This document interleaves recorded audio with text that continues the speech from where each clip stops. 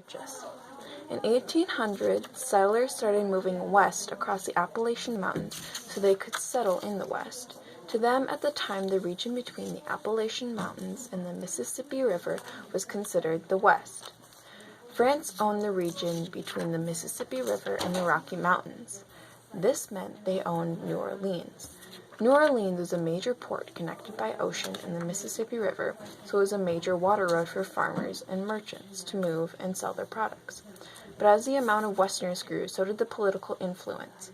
That meant that free navigation of the Mississippi River and the use of New Orleans port was compromised, almost bringing the U.S. to war.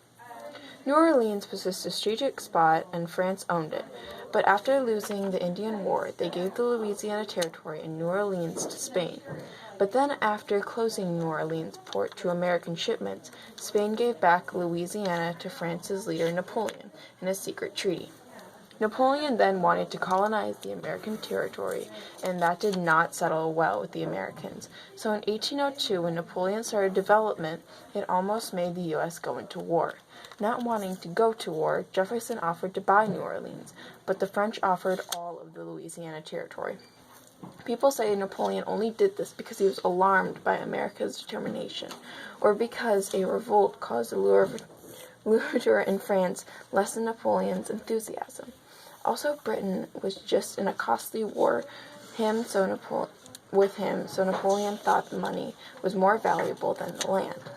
Jefferson was happy about this offer, but he thought it would be wrong to buy it, because the Constitution never said that the president had the right to buy land, but him believing in the small farmers who needed the land pushed him into accepting.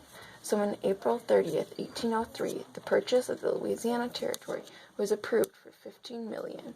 This doubled the size of the U.S. and pushed exploration to the extreme. After buying territory, Jefferson hired Lewis Meriwether, a young officer who was to lead, and Clark William, a skilled mapmaker and outdoorsman, to explore this new territory. This expedition was named the Lewis and Clark Expedition.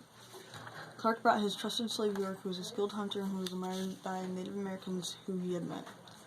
Lewis and Clark set out in 1803. By winter they reached St. Louis, and it was considered to be the gateway of the West. They also spent winter off there and then set off. Lewis, Clark, and their crew of about 40 men set out and followed the Mississippi River in 2 peruges. They stopped and met with American Indians, explored, and surveyed/drew maps of the land.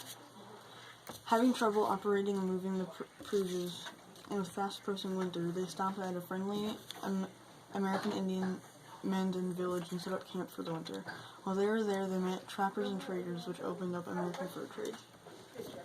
In spring of 1805, the expedition set off again. By this time, they brought out the French trapper and his 17-year-old wife, Sacagawea, and their baby. Sacagawea was a Shoshone woman who could speak in her native language and was skillful in the geography of the West. This proved helpful to Lewis and Clark. After getting past the Rocky Mountains, they followed the Columbia River to the Pacific Ocean. On November 1805, they arrived. They spent winter there and went back to St. Louis. They didn't find a all-water route across the USA, but it did give America a promising report of the West.